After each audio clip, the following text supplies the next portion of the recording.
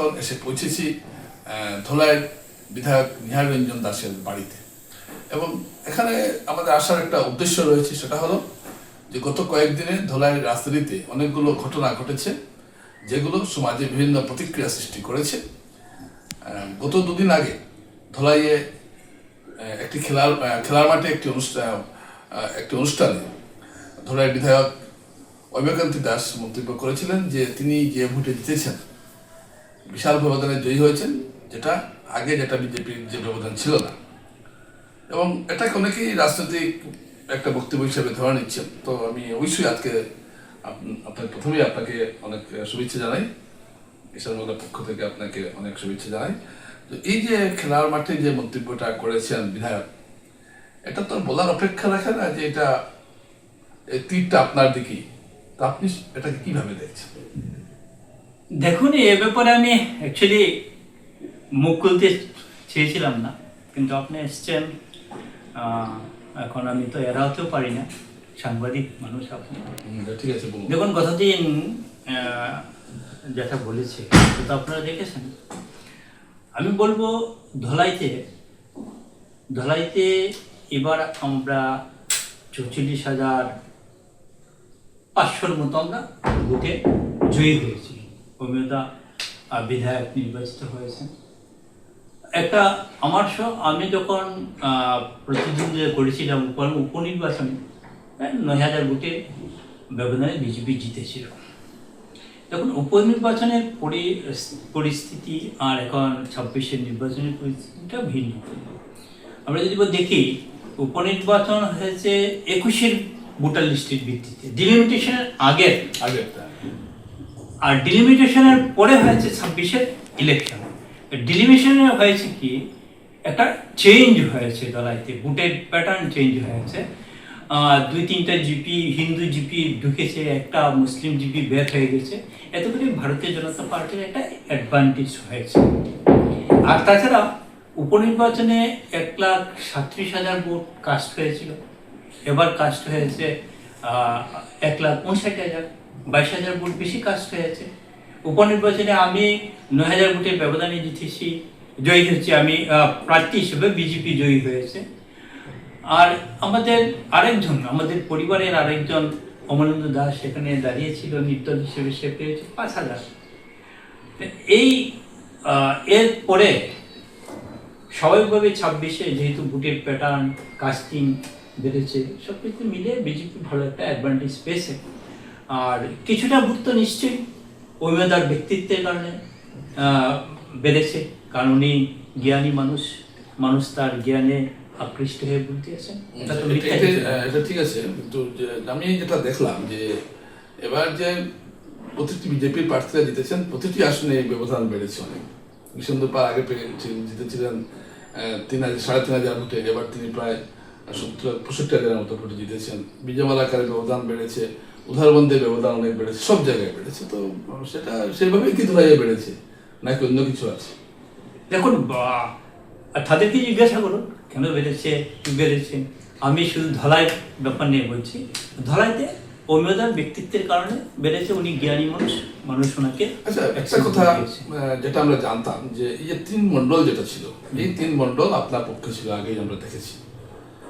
তো এই 3 মণ্ডলের সঙ্গে কি বিধায়কের কি আগের মতোই ভালো সম্পর্ক আছে, নাকি আপনি আপনার মণ্ডল সভাপতিদের বলেছেন যে না তোমরা বিধায়কের সঙ্গে ভালো সম্পর্ক রাখবে না, এরকম কোনো ব্যাপার আছে? এরকম তো না। দেখুন, সংগঠনে মন্ডল প্রেসিডেন্ট বলুন, মন্ডল কার্যকর্তারা বলুন, তারা বিজেপির জন্য কাজ করে, তারা কোনো ব্যক্তির জন্য কাজ করে না। তাদেরও প্রত্যেকের আলাদা পার্সোনালিটি আছে। তারা নিজের ব্যক্তিত্বকে কোনোদিন কারো কাছে বিসর্জন দেয়নি। তারা আগে যেরকম আমার সাথে কাজ করেছিল, আজকের দিনও আপনি কি মনে করছেন না যে বিধায়কের সঙ্গে সংগঠনের কিছুটা হলেও দূরত্ব তৈরি হয়েছে? কারণ একটা মঞ্চে মন্ডল সভাপতিকে পেছনে রাখা হয়েছিল, এরকম একটা ঘটনাও ঘটেছিল। এই সমস্ত ঘটনা মিলিয়ে আপনার কি ধারণা? না, আমার সংগঠনের সবাই বিধায়কের সঙ্গে কাজ করছে, এখনো করছে, আপনি শিওর? এবং করবে, যে কেউ বিধায়ক হোক পার্টি করবে, এটা স্বাভাবিক। আচ্ছা, গোচলঘাটে নমশূদ্র সমাজের একটা সভা হয়েছিল, কৃতি ছাত্রদের সংবর্ধনা সভা। তো সেখানে অভিযোগ উঠেছে, কিছু ভিডিও আমরা পেয়েছি। দর্শকরা, আমি ভিডিওগুলো একটু আপনাদের দেখাচ্ছি, আপনারা দেখুন। এখানে নবসূত্রের সাথে সাথে অন্যান্য যারা পার্টি সমাজের বেশিরভাগ এখানে যারা আছেন নবসূত্র সমাজের, আর I belong to Patni community. আর এই দুইটি কমিউনিটি দলেতে বিরাট সংখ্যা নিয়ে আমরা আছি। সংখ্যা থেকে বলা যায় যদি আমরা প্রায় সমান আছি দলেতেও, একটু ইদিক সিদিক হবে। শুধু তাই নয়, আমাদের মধ্যে একটা সুদৃঢ় সম্পর্ক আছে কি আমাদের চলা ফেরা, কথা বলা, আমাদের সংস্কৃতি পরম্পরা পাটনি সমাজ এবং নবসূত্র সমাজের মধ্যে একই ধরনের চলে আছে। আমরা সমাজের কারোর ক্ষতি হোক সেরকম ভাবে চিন্তা করতে পারি না। এই সমাজটা মানে বড় বিনয়ী সমাজ এই কারণে বলতে হয়, মানে ওই সমস্ত এলাকাতে কোনো অগ্রতা দেখা যায় না কোনো ধরনের। আমরা দেখেছি কিছুদিন আগেও 6 মাস আগে মনে হয় এই পাশের একটা স্কুলে একটা ঘটনা ঘটেছিল।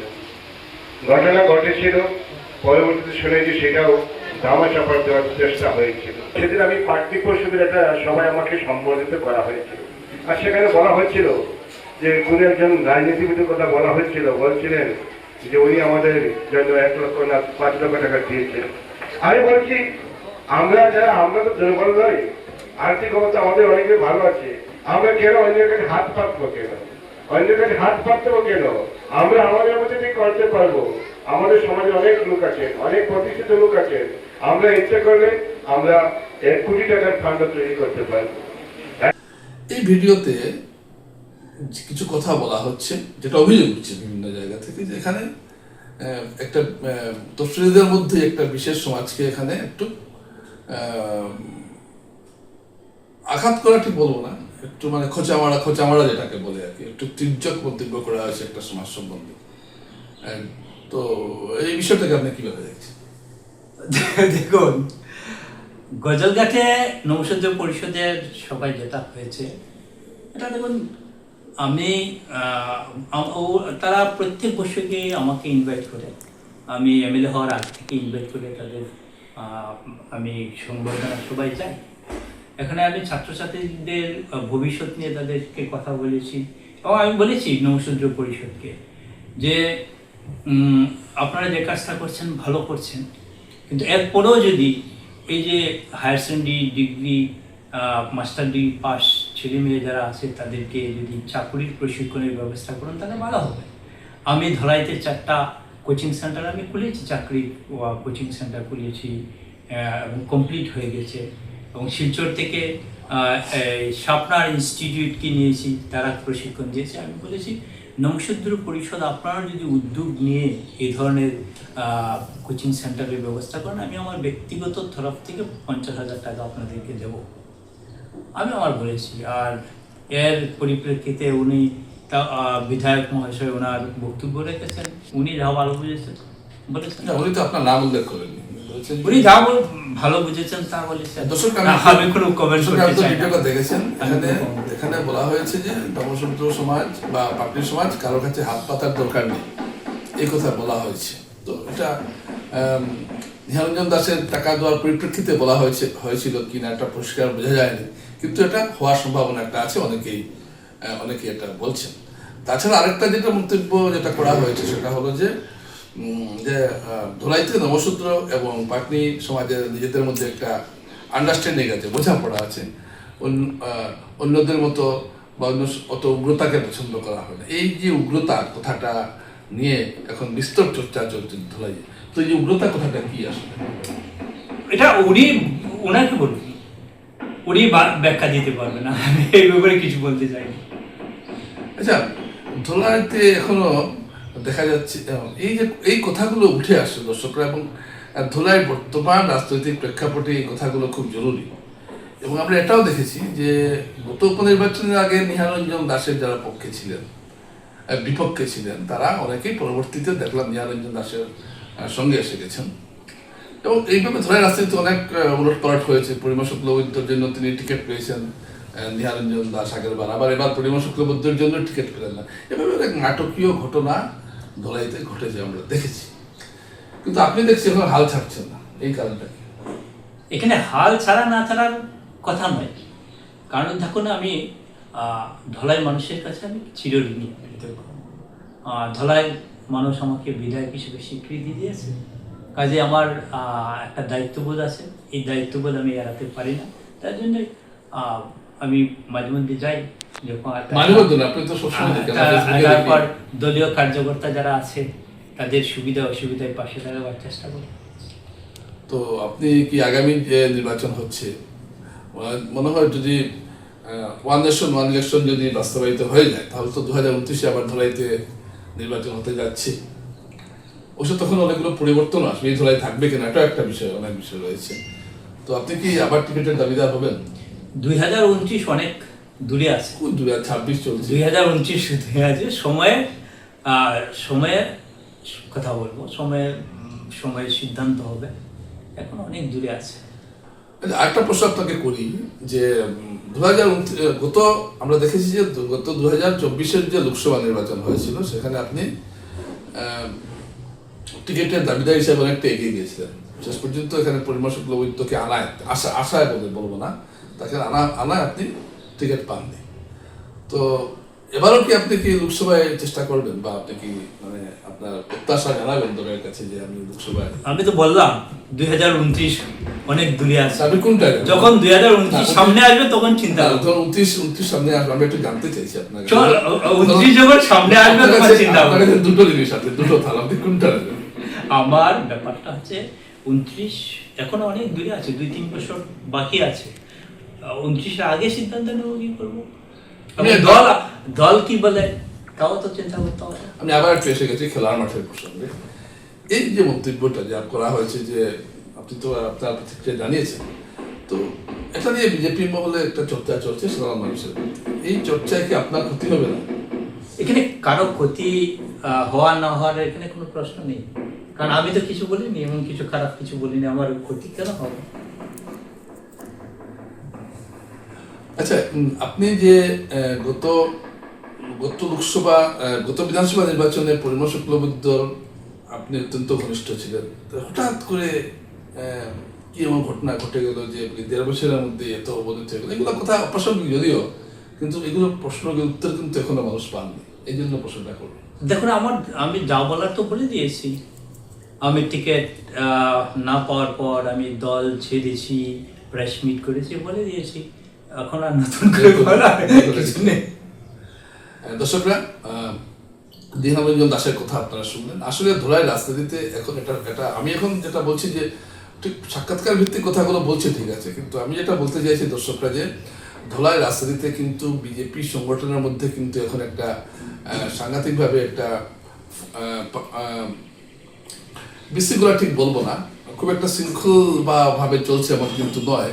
অনেক ক্ষেত্রেই আমরা দেখছি যে বিধায়কের সঙ্গে আমাদের সভাপতিদের বনিবানা হচ্ছে। অনেকে আমাকে ব্যক্তিগতভাবে বলেছে যে তারা খুব একটা খুশি নন, তো তাদের নাম আমি এখানে প্রকাশ করছি না, এবং এর ফলে কিন্তু কংগ্রেস কিন্তু লাভবান হচ্ছে, এটা কিন্তু ঘটনা। এই সমস্ত বিষয় নিয়ে কিন্তু কংগ্রেস লাভবান হচ্ছে।